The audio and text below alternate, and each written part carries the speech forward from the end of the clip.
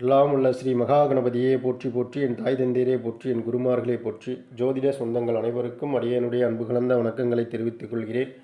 நாம் இந்த பதிவிலே தை மாதத்திலே வரக்கூடிய அஷ்டமியை பற்றி நாம் பார்ப்போம். அதாவது மாதம் மாதம் அஷ்டமி வருகின்றது. அதைவிட இந்த தை மாதத்திலே வரக்கூடிய அஷ்டமியானது சொர்ண பைரவரை வழிபடுவதற்கு மிகவும் ஒரு சிறப்பான ஒரு நாள். இந்த சொர்ண பைரவரை நாம் வழிபடும் பொழுது நமக்கு எல்லா செல்வங்களையும், எல்லா நலன்களையும், எல்லா வளங்களையும் இந்த சொர்ண பைரவர் நமக்கு கொடுப்பார். இந்த ஆண்டு தை மாதத்திலே வியாழக்கிழமை நாளன்று இந்த அஷ்டமி வருகிறது.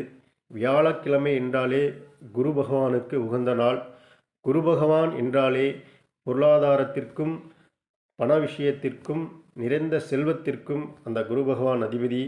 அந்த குரு நாளிலே வியாழக்கிழமை என்று வரக்கூடிய அந்த அஷ்டமியை அனைவரும் இந்த சொர்ண பைரவரை வழிபடும் பொழுது நமக்கு அனைத்து விதமான சகல செல்வங்களையும் இந்த சொர்ண பைரவர் நமக்கு கொடுப்பார். அப்பொழுது இந்த தை மாதத்திலே வரக்கூடிய அஷ்டமி திதியில் சொர்ண பைரவரை வழிபடுவது மிகவும் சிறப்பான ஒரு நாளாக நாம் கருதி, இந்த சொர்ண பைரவரை வழிபடுவதனால் நமக்கு என்ன நன்மைகளை எல்லாம் கொடுக்க போகிறார் என்றால், இந்த குழந்தை பாக்கியம் இல்லாத நபர்கள், குழந்தை பாக்கியம் இல்லாத பெண்மணிகளுக்கு இந்த அஷ்டமி திதியிலே நாம் சொர்ண பைரவரை வழிபடும் பொழுது குழந்தை பாக்கியத்தை இந்த இறைவன் கொடுப்பார். அதேபோல் வறுமையிலே இருக்கக்கூடிய நண்பர்களுக்கு வறுமை நீங்கி செல்வ செழிப்பை இந்த சொர்ண பைரவர் கொடுப்பார், நிறைந்த செல்வத்தை கொடுப்பார். அதேபோல் வீட்டிலே ஏவல் பில்லி சூன்யம் என்ற பயம் இருப்பவர்களுக்கு, ஏதாவது யாராவது நமக்கு செய்து வைத்து இருக்கிறார்களா வீட்டில் அப்படின்னு நினைப்பவர்களுக்கு இந்த ஏவல் பில்லி சூன்யம் விலகக்கூடிய தன்மையிலே இந்த சொர்ண பைரவர் நமக்கு அருள்பளிப்பார். அதேபோல் சொந்த தொழில் செய்பவர்களுக்கு தொழிலிலே நிறைய தடைகள் உள்ளது, தொழில் சரியாக நடக்கவில்லை, வியாபாரத்திலே முன்னேற்றம் இல்லை என்று நினைப்பவர்களும் இந்த அஷ்டமி திதியிலே அந்த சொர்ண பைரவரை வழிபடுவது மிகவும் சிறப்பு.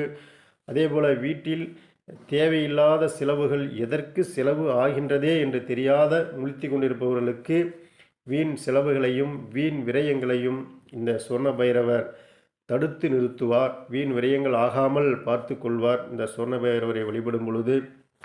அதேபோல் வாழ்க்கையில் எப்பொழுதுமே நமக்கு தரித்திரமாகவே இருக்கிறது அப்படின்று நினைப்பவர்களுக்கு, நமக்கு தேவையான நேரங்களில் கிடைப்பதில்லை, எல்லா விஷயத்துக்கும் போராட்டமாகவே இருக்கிறது என்று நினைப்பவர்களுக்கு வாழ்க்கையிலே தரித்திரம் இல்லாமல் இருப்பதற்கும் இந்த சொர்ண பைரவர் வழிபாடு மிகவும் சிறப்பானது ஒன்று. அதேபோல் வேலைக்கு செல்லக்கூடிய நபர்கள் வேலை செய்யக்கூடிய இடத்திலே எந்த ஒரு இடையூறும் இல்லாமல், எந்த ஒரு தொந்தரவும் இல்லாமல் இந்த சொர்ண பைரவர் வழிபாடு செய்யும் பொழுது நமக்கு கிடைக்கும். இந்த சொர்ண பைரவரை எந்த நிலையில் எப்படி நாம் வழிபடுவது என்றால், சொர்ண பைரவர் எப்படி, எந்த வடிவத்தில், எந்த ஆசனத்தில் அமர்ந்திருப்பார் என்றால், அதாவது இந்த சொர்ண பைரவர் அமர்ந்த நிலையில் இருப்பார். அதாவது பார்த்திங்கன்னா, அமர்ந்த நிலையில் தன்னுடைய மடியிலே அவருடைய துணைவியாரான பைரவியை அமர்த்தி கொண்டு ஒரு கரத்திலே அமுத கலசமும், ஒரு கரத்திலே சூலமும், தலையிலே வைர கிரீடமும் பட்டு வஸ்திரமும் அணிந்து தம்பதி சமேதராக காட்சி தருவார். எல்லா சிவ ஆலயங்களிலும் அதிகபட்சமாக காலபைரவர் தான் இருப்பார். ஒரு சில சிவாலயங்களில் மட்டுமே சொர்ண பைரவர் இருப்பார். இந்த சொர்ண பைரவரை வழிபடும் பொழுது நமக்கு ஒரு நிறைந்த செல்வமும் செல்வாக்கும் கிடைக்கும்.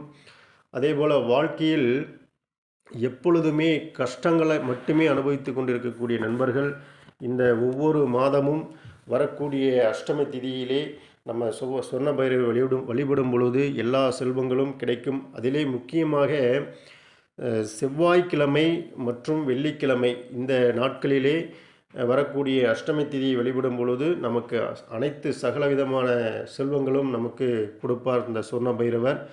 அதேபோல் இந்த சொர்ண பைரவரை நம் வடக்கு திசை நோக்கி அமர்ந்து வழிபடுவது மிகவும் சிறப்பு. வடக்கு திசை நோக்கி அமர்ந்து வழிபடுவது மிகவும் சிறப்பு. செல்வம் சேருவதற்கு இந்த சொர்ண பைரவருக்கு நாம் தாமரை மலர் அல்லது வில்வ இலை மாலை போடுவது, இதையெல்லாம் அந்த சொர்ண பைரவருக்கு நாம் இப்படி வழிபாடு செய்யும் பொழுது, அந்த தாமரை என்றாலே நமக்கு ஒரு செல்வத்தை குறிக்கக்கூடிய அன்னை மகாலட்சுமி அமர்ந்திருக்கக்கூடிய ஒரு மலர்.